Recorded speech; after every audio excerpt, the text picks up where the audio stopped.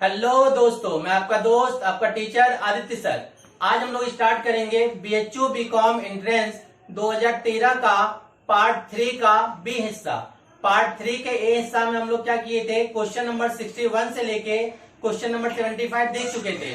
अगर आप लोग नहीं देखे होंगे तो पहले आप उसको देख लीजिएगा, फिर आज का पार्ट देखिएगा जिसमें स्टार्ट होगा क्वेश्चन नंबर 76 से लेके क्वेश्चन नंबर 90 तक।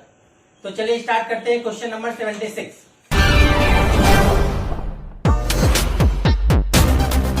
देखिए क्वेश्चन नंबर 76।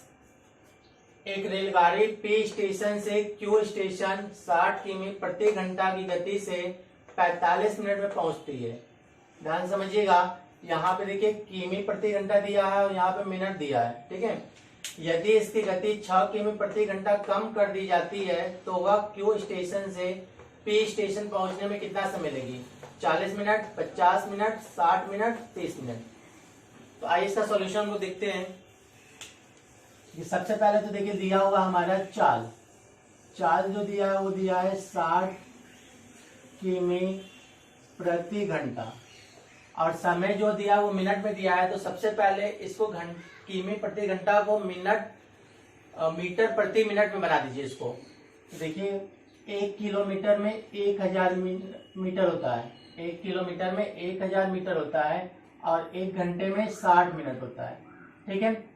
तो ये कट जाएगा 60, तो हमारा आ जाएगा 1000 मीटर प्रति मिनट, 1000 मीटर प्रति मिनट। अब आगे दिया हमारा समय 45 मिनट, तो लिखेंगे समय इक्वल 45 मिनट। तो देखिए चाल पता चल गया 1000 मीटर प्रति सेकेंड और समय 45 मिनट। अब हम लोग दूरी निकाल लेंगे, तो दूरी का फार्मूला आप लोग को पता ही होगा, चाल गुणे समय। दूरी का फार्मूला होता है चाल गुणे समय और चाल हम लोग कितना निकाले हैं 1000 मीटर प्रति मिनट और हमारा समय जो आया वो 45 मिनट। इसको सॉल्व कर लीजिए तो दूरी हो जाएगा हमारा 45,000 मीटर। इसका दूरी कितना आ गया 45,000 मीटर। फिर आगे क्वेश्चन में क्या लिखा है, यदि इसकी गति 6 किमी प्रति घंटा कम कर दी जाती है। माने जो पहले चाल था 60 किमी, अब बोला गया 6 किमी प्रति घंटा कम कर देने। तो पहले जो चाल था वो 60 किमी था, अब 6 किमी प्रति घंटा कम कर दीजिए तो कितना हो जाएगा, जो नया चाल हो जाएगा, नया चाल वो 60 में से क्या बोला गया 6 किमी प्रति घंटा कम कर देने को। तो 60 माइनस 6 हो जाएगा हमारा 54 किमी प्रति घंटा। इसमें भी वही काम करना है, किमी को मीटर में बदलना है और घंटा को मिनट में बदलना है। तो बदलने के लिए क्या करेंगे हम लोग, 54 गुणे 1000, क्योंकि 1 किलोमीटर में 1000 मीटर होता है और 1 घंटे में 60 मिनट। तो बट्टे में 60, इसको सॉल्व करिए, 0 0 कट गया, 6 से 54 कट जाएगा 9 बार में, तो आ जाएगा इसका 900 मीटर प्रति मिनट। क्वेश्चन में आगे क्या बोला गया है, वह क्यू स्टेशन से पी स्टेशन पहुंचने में कितना समय लेगा, समय पूछा गया है। तो समय का फार्मूला क्या होता है, दूरी बटे चाल।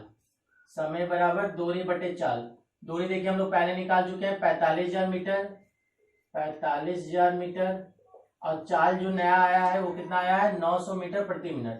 तो 900 मीटर प्रति मिनट, इसको सॉल्व कर लीजिए, 9 से 45 कट जाएगा 5 बार में, मतलब कितना हो गया 50 मिनट। देख लीजिए 50 मिनट कौन सा ऑप्शन पे है, option number 2। Next question, question number 77। किसी साधारण ब्याज की दर पर कोई राशि 16 वर्षों में 2 गुनी हो जाती है। बोला गया है कि आपको रेट बताना है कि किस दर पर कोई भी धनराशि 16 वर्षों में क्या हो जाएगा, डबल हो जाएगा। ऑप्शन है 5.25%, 4.80, 6.5, 6.25। तो जब भी क्वेश्चन में डबल बोला करे तो आपको कुछ करना नहीं, बस 100 से डिवाइड कर दीजिएगा। 100 में 16 का आप डिवाइड कर दीजिएगा तो आपको पता चल जाएगा कि कितना प्रतिशत आएगा। देखिए इसमें कुछ करना नहीं होता है, बस 100 को 16 से आप डिवाइड कर दीजिए। 100 को 16 से डिवाइड करेंगे तो आपका आ जाएगा 6.25%, ऑप्शन नंबर 4। यहाँ पे एक चीज आप लोग ध्यान दीजिएगा कि जब भी क्वेश्चन में आपके 2 गुनी बोले, जब भी बोले 2 गुनी तभी ये लॉजिक लगाइएगा। अगर यहाँ 3 गुनी या 4 गुनी बोल देगा तो ये लॉजिक नहीं लगेगा। यहाँ पे 2 गुना बोला था, इसीलिए आपको कुछ नहीं करना, 100 को जो भी दिया रहेगा जितना वर्ड्स भी उससे डिवाइड कर दीजिएगा तो आपका आंसर आ जाएगा। नेक्स्ट क्वेश्चन देखिए, क्वेश्चन नंबर 78। 10% वार्षिक ब्याज की दर पर 1000 रुपए की राशि 3 वर्षों का चक्रवृद्धि ब्याज ज्ञात कीजिए। क्या बोला गया है, 1000 रुपए अगर हम लगा रहे हैं और 10% दर है तो 3 साल में हमारा चक्रवृद्धि ब्याज कितना होगा। 4 ऑप्शन दिए गए हैं, आइए इसको सॉल्व करते हैं हम लोग। देखिएगा यहाँ पे 78 वाला सॉल्यूशन, ठीक है। तो सबसे पहले तो आप लोग समझ लीजिए क्या क्या चीजें दिया है। ये जो 1000 रुपया दिया है ये क्या दिया है, मूलधन। मूलधन को हम लोग पी बोलते हैं, तो ये समझने के लिए आपको लिख दे रहे हैं कि पी दिया 1000 और यहाँ पे देखिए दर दिया है 10%। दर को हम लोग आर बोलते हैं, आर इक्वल 10%। और समय देखिए क्वेश्चन में दिया है यहाँ पे 3 वर्ष। समय को क्या बोलते हैं, एन, नंबर ऑफ टाइम। ये सब केवल समझने के लिए आप लोग के लिए लिख दे रहे हैं। अब क्वेश्चन में से चक्रवृद्धि ब्याज बोला गया है, तो देखिए कैसे होगा। फार्मूला होता है A equal P 1 plus R upon 100 to the power N. बस वैल्यू यहाँ से पुट कर लीजिए, पी के जगह 1000, 1 के जगह 1, आर के जगह 10 अपॉन 100 और एन के जगह 3। यहाँ देखिए 0 कट जाएगा हम लोग का, तो हो जाएगा 1000। और यहाँ पे जो भी रहेगा, जैसे 10 है, यहाँ 1 रहेगा तो 11 हो जाएगा, यहाँ 2 रहेगा तो 12 हो जाएगा। तो यहाँ हो जाएगा 11/10 के पावर 3। 1000 इंटू 11 को 3 बार मल्टीप्लाई करना है, 11 को 3 बार मल्टीप्लाई करना है तो हो जाएगा हमारा 1331 अपॉन, ऐसे ही 10 को 3 बार मल्टीप्लाई करिएगा, 10 गुणे 10 गुणे 10 तो हो जाएगा 1000। 1000 कट गया तो हमारा जो आ गया ए बराबर 1331। लेकिन क्वेश्चन में हमसे पूछा गया है चक्रवृद्धि ब्याज। तो चक्रवृद्धि ब्याज का फार्मूला देखिए क्या होता है। चक्रवृद्धि ब्याज को इंग्लिश में बोलते हैं compound interest. C I equal A minus P. ए दिया है 1331 और पी देखिए क्वेश्चन में यहाँ पे दिया था 1000। पी की जगह 1000 माइनस कर लीजिए तो आ जाएगा हमारा 331 रुपया। कौन सा ऑप्शन है, देखिए ऑप्शन नंबर 1। नोट कर लीजिए इसको, फिर नेक्स्ट क्वेश्चन देखते हैं। Question number 79। एक व्यक्ति 4.5% वार्षिक साधारण ब्याज पर 1600 रुपया उधार लेता है तथा उसी राशि को ऋण के रूप में 5% वार्षिक चक्रवृद्धि ब्याज पर दे देता है। 3 वर्ष के अंत में उसे कितना लाभ के रूप में प्राप्त होगा। ध्यान समझिएगा क्या बोला गया है कि जब हम लोग किसी कर्ज ले रहे हैं तो साधारण ब्याज पर ले रहे हैं। कर्ज जब ले रहे हैं तो क्या कर रहे हैं, साधारण ब्याज पर ले रहे हैं। और जब हम किसी को उधार दे रहे हैं तो चक्रवृद्धि ब्याज पर दे रहे हैं। तो यही पूछा गया है कि कुछ ना कुछ फायदा होगा, तो कितना फायदा होगा ये पूछा गया है। ठीक है, तो आइए स्टार्ट करते हैं क्वेश्चन नंबर 79। सबसे पहले तो कितना पैसा उधार लिया गया है, 1600 रुपया। तो इसको पहले मूलधन लिख लीजिए। मूलधन हो गया हमारा 1600 रुपया। उसके बाद दर जो दिया है साधारण ब्याज का वो 4.5% दिया है और समय दिया है हमारा कितना, 3 वर्ष। यहाँ पे समय दिया है 3 वर्ष। यहाँ पे दो फार्मूला लगेगा, एक बार साधारण ब्याज का लगेगा और एक बार चक्रवृद्धि ब्याज का। अभी जो हम लोग कर रहे हैं वो साधारण ब्याज के अकॉर्डिंग कर रहे हैं। तो साधारण ब्याज का देखिए फार्मूला क्या होता है। साधारण ब्याज का फार्मूला होता है मूलधन इंटू दर इंटू समय। मूलधन इंटू दर इंटू समय अपॉन 100। मूलधन के जगह देखिए 1600 रुपया, दर के जगह 4.5, समय के जगह 3 बटे में 100। 2 0 कट जाएगा तो बचेगा 16 गुणे 4.5 गुणे 3। अब क्या करिए, 16 का इससे मल्टीप्लाई करिए, फिर जो आएगा उसका 3 से मल्टीप्लाई करिए तो आपका आ जाएगा 216 रुपया। चलिए, तो साधारण ब्याज हो गया। अब हम लोग को क्या निकालना है, चक्रवृद्धि ब्याज। तो चक्रवृद्धि ब्याज के लिए फार्मूला भी पिछले क्वेश्चन में आप लोग को बताए थे, क्या होता है, A equal P 1 plus R upon 100 to the power N. तो देखिए पी के जगह तो ये मूलधन होगा 1600 रुपया, 1 के जगह 1, रेट चेंज हो जाएगा। देखिए क्वेश्चन में रेट जो है चक्रवृद्धि ब्याज से कितना है, 5%। तो यहाँ पे 5 हो जाएगा, ठीक है, बटे 100 और एन माने समय 3। सॉल्व करेंगे हम लोग इसको। 1600 1 प्लस 5 से 100 कट जाएगा, कितनी बार में, 20 बार में। ठीक है, तो 1600 और यहाँ पे जो भी रहेगा, जैसे 1 है तो 20 में 1 जुड़ जाएगा, यहाँ 2 रहेगा तो 2 जुड़ जाएगा, तो कितना हो जाएगा 21 बटे 20 के पावर 3। तो 1600 इंटू 21 को 3 बार मल्टीप्लाई करना, 21 गुणे 21 गुणे 21 तो हो जाएगा आपका 9261। फिर ऐसे 20 को 3 बार गुणा करना है, 20 गुणे 20 गुणे 20, तो हो जाएगा आपका 8000। ठीक है, अब इसको आप सॉल्व कर लीजिए। 1600 का 9261 से गुणा करके 8000 से भाग कर लीजिए, मान इसको छोटा कर लीजिएगा आप लोग, तो हो जाएगा आपका 1852.20। ठीक है, अब चक्रवृद्धि ब्याज का फार्मूला क्या होता है, CI माने compound interest equal A minus P। ये जो आया हमारा 1852.20, ये A आया है 1852.20 माइनस P मतलब मूलधन। मूलधन देखिए यहाँ पे कितना था, 1600 रुपया। इसको माइनस कर दीजिए तो हो जाएगा 252.20। क्वेश्चन में हमसे क्या बोला गया है कि 3 वर्ष के अंत से कितना लाभ होगा, क्या पूछा गया, लाभ। तो देखिए जरा, हम जब पैसा उधार लिए थे तो हमको देना पड़ा था 216 रुपया, और हमें जो मिला है वो मिला है 252 रुपया 20 पैसा। तो कितने का फायदा हुआ, इसके लिए आप दोनों क्या कर लीजिए, माइनस कर लीजिए। तो 52.20 में से 216 माइनस कर लीजिए, माइनस करिए, देखिए कितना आ रहा है, 36 रुपया 20 पैसा। देखिए कोई ऑप्शन मैच कर रहा है, 36 रुपया 20 पैसा, ऑप्शन नंबर 3। ठीक है, ऑप्शन नंबर 3 हो गया। क्वेश्चन नंबर 80 देखिए, यदि A अनुपात B बराबर 3:4 तथा B अनुपात C बराबर 5:6 हो तो A अनुपात C का मान बताना है। 4 ऑप्शन दिए गए हैं, रीड कर लीजिए खुद से आप लोग ऑप्शन। चलिए इसका सॉल्यूशन देखिए कैसे होगा। तो यहाँ पे जो दिया हमारा A अनुपात B बराबर 3:4, यहाँ पे सॉल्यूशन देख लीजिएगा क्वेश्चन नंबर 80 का। देखिए क्या लिखा है, A अनुपात B बराबर 3:4। तो यहाँ पे देखिए अनुपात का मतलब आप लोग बताएं, अपॉन भी लिख सकते हैं। A अनुपात B बराबर कितना दिया है, 3:4 माने 3/4।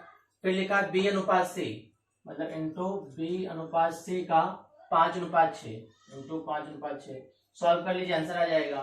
देखिए यहाँ से B कट गया तो क्या बचा, A/C इक्वल, यहाँ से देखिए कुछ छोटा हो सकता है, 3 से 6 कट सकता है 2 बार में, ऊपर बच्चा 5 और बटे में 4 दूनी 8। तो आप इसी को A अनुपात C भी बोला जाता है। A अनुपात C इक्वल क्या हो गया, 5:8। देखिए 5:8 ऑप्शन नंबर 1। तो 80 का क्या हो गया हमारा, ऑप्शन नंबर 1। क्वेश्चन नंबर 81 देखिए, अब किसी शहर में पुरुष, महिला व बच्चों का अनुपात 4:5:11 है। यदि बच्चों की संख्या 176 है तो पुरुष महिला की संख्या ज्ञात कीजिए। 4 ऑप्शन दिए, पहला ऑप्शन है 64 पुरुष 80 महिला, 32 पुरुष 180 महिला, 38 पुरुष 91 महिला, 80 पुरुष 64 महिला। ध्यान समझिएगा, पहला ऑप्शन चौथा ऑप्शन अलग अलग है, लेकिन देखिए यहाँ पे पुरुष 64 है, यहाँ पे महिला है, यहाँ 80 महिला, यहाँ पुरुष है। तो इस क्वेश्चन को सॉल्यूशन करते समय ध्यान दीजिएगा। तो देखिए अनुपात जो दिया हमारा 4:5:11, अनुपात क्या दिया हमारा 4:5:11, मतलब क्या है, 4 पुरुष है तो 5 महिला है और 11 बच्चे। अगर रेशियो की बात करें तो ये पहला किसका है, पुरुष का, दूसरा महिला का और तीसरा किसका है, बच्चों का। फिर आगे लिखा है यदि बच्चों की संख्या 176 है, बच्चों की संख्या कितना है 176, तो बच्चों के नीचे लिख दीजिए 176। फिर पूछा है पुरुष और महिला, तो जरा बताइए 11 176 के बराबर है, 11 176 के बराबर है तो 4 कितने के बराबर होगा, 5 कितने के बराबर होगा। इसके लिए आपको क्या करना है, 176 में 11 का डिवाइड कर दिया, 11 176 के बराबर है तो इसको हम लोग कैसे करते हैं, जैसे 176/11, इसको आप डिवाइड करेंगे तो कितना आ जाएगा 16। ठीक है, तो इसका मतलब है कि ये 16 गुणा है, इसमें भी आप 16 का मल्टीप्लाई कर दीजिए, इसमें भी 16 का मल्टीप्लाई कर दीजिए, 4 में भी आप 16 का मल्टीप्लाई करिए और 5 में भी 16 का मल्टीप्लाई करिए। तो 4 में 16 का मल्टीप्लाई करेंगे तो कितना हो जाएगा 64, और 5 में 16 का मल्टीप्लाई करेंगे तो कितना हो जाएगा 80। मतलब क्या हो गया 64 पुरुष और 80 महिला, ऑप्शन नंबर 1 नोट कर लीजिए।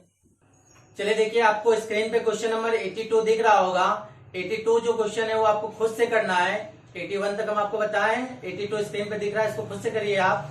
83 देखिएगा क्वेश्चन, क्वेश्चन नंबर 83, एक स्कूल में छात्रों की संख्या 800 है, इसके 15% छात्र परीक्षा में उपस्थित नहीं हो सके तथा 25% छात्र फेल हो गए, तो पास हुए छात्रों की संख्या ज्ञात करें। पहला ऑप्शन है 510, दूसरा ऑप्शन 350, तीसरा ऑप्शन 700, चौथा ऑप्शन 620। तो देखिए टोटल बच्चे कितने थे, 800 थे, अब 15% उपस्थित ही नहीं हुए और 25% क्या हो गए, फेल हो गए, तो पास होने वाले छात्रों की संख्या पूछा है। तो देखिए क्वेश्चन नंबर 83 का सबसे पहले तो देखिए टोटल बच्चों की संख्या कितनी थी 800, इस 800 में से 15% छात्र परीक्षा में उपस्थित नहीं हुए, तो 800 में से 800 का 15% निकालेंगे।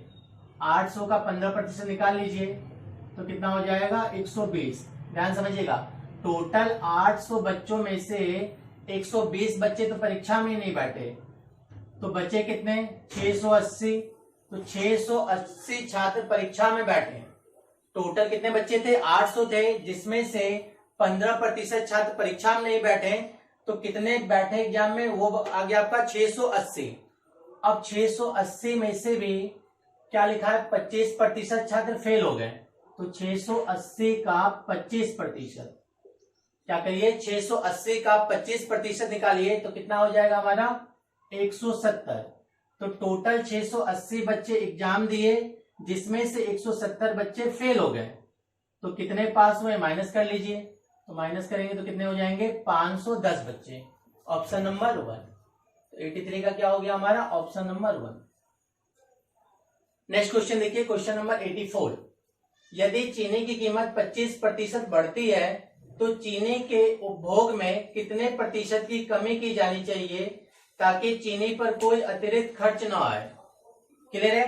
तो कैसे समझेंगे इसको, हम मान लेते हैं कि पहले जो चीनी का उपभोग था, ध्यान समझिएगा क्वेश्चन नंबर 84, मान लेते हैं कि पहले जो चीनी की कीमत थी, पहले चीनी की कीमत 100 था, 100 रुपया था। चीनी की कीमत क्या था पर केजी 100 रुपया, और उपभोग भी हम लोग करते थे 100 किलो। उपभोग भी करते थे हम लोग क्या 100 किलोग्राम। 1 किलो चीनी का दाम भी 100 रुपया था और उपभोग भी कितना करते थे 100 किलो। तो टोटल जो हमारा खर्च होता था पहले वो कितना होता था 100 गुणे 100। टोटल जो हमारा खर्च होता था वो होता था 10,000 रुपया। इतना बात समझ में आ गया। उसके अब आगे क्वेश्चन क्या लिखा है कि चीनी की कीमत में 25% बढ़ोतरी हो गई है। जो पहले चीनी 100 रुपए का मिलता था, जो पहले चीनी का कीमत कितना था 100 रुपया था, अब वो 25% बढ़ गया, तो नया कीमत जो हो गया वो कितना हो गया हमारा 125 रुपया। ठीक है, अभी बोला क्या गया कि हमें खर्च तो उतना ही रखना है, तो उपभोग में कितना कमी होगा। तो देखिए अब उपभोग निकालेंगे हम लोग। टोटल खर्च में अभी भी 10,000 रुपया ही करना है, लेकिन चीनी का कीमत क्या हो गया 125 रुपया। तो अब हम कितना चीनी का उपभोग करेंगे, डिवाइड इसको करिए तो कितना आ जाएगा 80 किलोग्राम, 80 किलोग्राम। ठीक है, पहले उपभोग करते थे कितना हम लोग बताइए 100 किलोग्राम। पहले उपभोग करते थे 100 किलोग्राम, अब उपभोग कितना करते हैं 80 किलोग्राम। तो कितना कम हो गया 20 किलोग्राम। तो आप ऑप्शन नंबर 20 किलोग्राम पे टिक कर लीजिए, कौन सा है ऑप्शन नंबर 2। क्वेश्चन नंबर 85 देखिए, एक कक्षा में 55 छात्रों की औसत आयु 21 वर्ष है तथा 25 बालिका छात्रों की औसत आयु 19 वर्ष है। कक्षा में बालक छात्रों की औसत आयु क्या है। देखिए 55 टोटल छात्र है, जिसमें 25 तो बालिका है, तो पहले बालक कितने होंगे 30 होंगे, क्योंकि 55 में से 25 घटा लेंगे आप लोग। तो जब भी औसत आएगा तो हम बताए थे आप लोग क्या करना चाहिए मल्टीप्लाई। तो देखिए इसका कैसे होगा, क्वेश्चन नंबर 85 का, कक्षा में 55 छात्रों की औसत आयु 21 है, तो हम लोग क्या करेंगे 55 इंटू 21। ठीक है, फिर आगे लिखा है 25 बालिका छात्रों की औसत आयु 19 है, इसको भी मल्टीप्लाई करेंगे 25 गुणे 19। तो 55 का जब 21 से आप लोग गुणा करेंगे तो कितना हो जाएगा हमारा 1155। 55 का आप क्या करिए 21 से पहले गुणा कर लीजिए, तो कितना हो जाएगा 1155। फिर क्या करिए 25 का 19 से गुणा करिए, 25 का 19 से गुणा करेंगे तो हमारा कितना हो जाएगा 475। तो ये कुल विद्यार्थी का हो गया और ये बालिका का हो गया।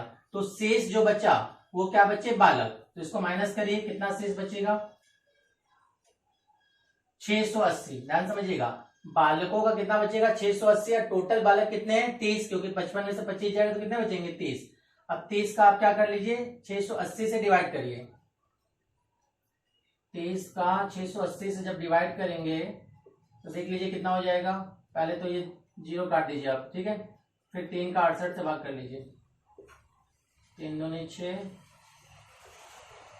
फिर चला जाएगा 3 दूनी 6, तो क्या हो गया 22 सही 2/3। इसको ऐसे लिखा जाता है, देखिए 22 सही 2/3। तो 22 सही 2/3 चारों ऑप्शन में से देख लीजिए कौन सा है। पहला ऑप्शन देखिए 22 सही 1/3 वर्ष है, दूसरा है 23 सही 1/6 वर्ष, तीसरा है 22 सही 1/6 वर्ष, और चौथा है 22 सही 2/3 वर्ष। तो यही वाला ऑप्शन हो गया आपका option number 4। Next question, question number 86। 5 संख्याओं का औसत 25 है। देखिए फिर से औसत आ गया। जब भी औसत बोले आप क्या कर लीजिए, मल्टीप्लाई। 25 है, यदि 4 संख्याएं 30, 29, 25 तथा 20 है तो 3 बड़ी संख्याओं का औसत क्या होगा। तो देखिए कैसे करेंगे।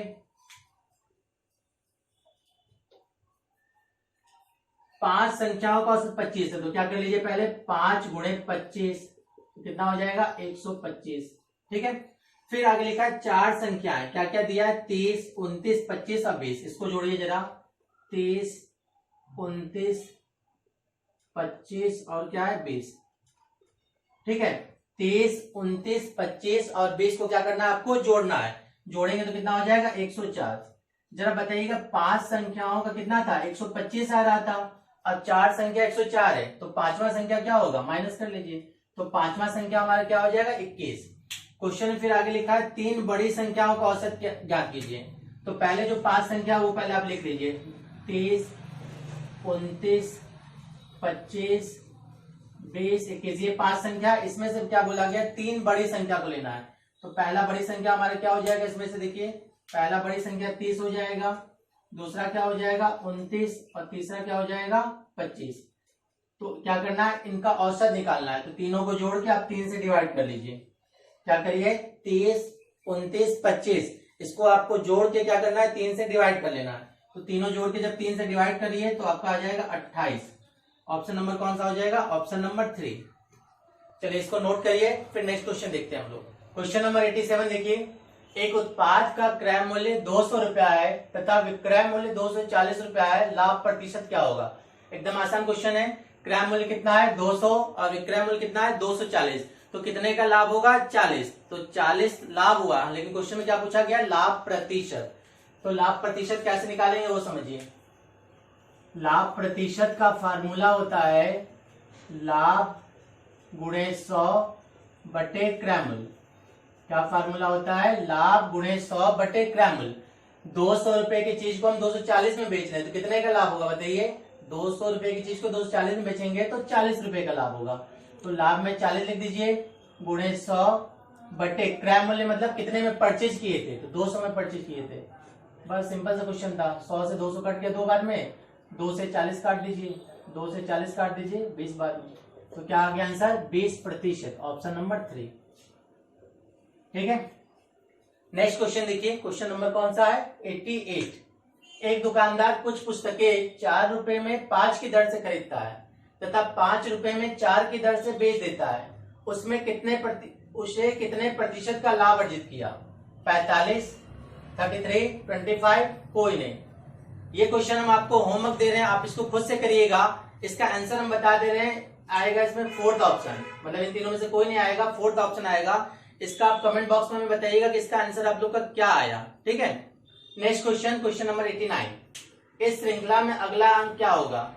89 क्वेश्चन मार्क कर लीजिएगा। इस तरह क्वेश्चन आपके बीचू बीकॉम एंट्रेंस में कई बार आते हैं, हो सकता है इस बार के एग्जाम में भी आपका आ जाएगा। देखिए इसको कैसे करना होता है, इसमें एक सीरीज दिया हुआ है, ये सीरीज किस तरह का चल रहा है वो आपको देखना है। देखिए 4 और 16, ध्यान समझिएगा। 4 से 16 लाने के लिए हमें क्या करना होगा, इंटू 4। फिर ऐसे 16 से 64 लाने के लिए क्या करना होगा, इंटू 4। 64 से 256 लाने के लिए क्या करना होगा, इंटू 4। मतलब इंटू 4 कर करके दिया है। तो इसी तरीके से आपको अगला नंबर लाने के लिए क्या करना होगा, 256 में इंटू 4। तो 256 का इंटू 4 करेंगे तो आपका आ जाएगा 1024। कौन सा ऑप्शन हो जाएगा, ऑप्शन नंबर 4। लास्ट क्वेश्चन देखिए, क्वेश्चन नंबर 90।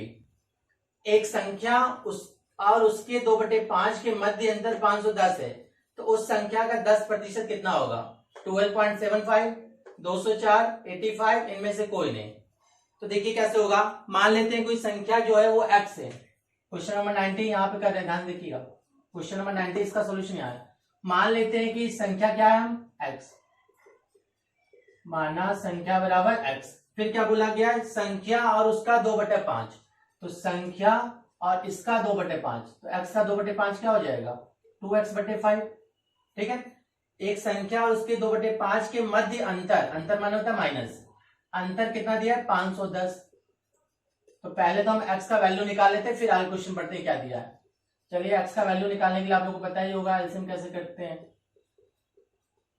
देखिए 5 में से 2 गया तो कितना हो गया 3x/5 इक्वल 510, फिर क्रॉस मल्टीप्लिकेशन हो जाता है तो 3x इक्वल 510 इंटू 5, तो x इक्वल 510 इंटू 5/3। ठीक है, 3 से 510 काट लीजिए, कितने बार में कटेगा 170 बार में, 170 गुणे 5, तो x का वैल्यू क्या हो गया 850। ये हमारा संख्या आया, x मतलब क्या हो गया संख्या जो आया वो 850 आया। लेकिन क्वेश्चन में क्या पूछा था हमसे, उस संख्या का 10% कितना होगा, क्या पूछा गया संख्या का 10%, तो 850 का आप 10% निकाल लीजिए तो कितना हो जाएगा 85। ठीक है, ऑप्शन नंबर देखिए कौन सा मैच कर रहा है, ऑप्शन नंबर 3। इस तरीके से आपका पूरा क्वेश्चन क्या हो गया 90 तक कंप्लीट हो गया। धन्यवाद।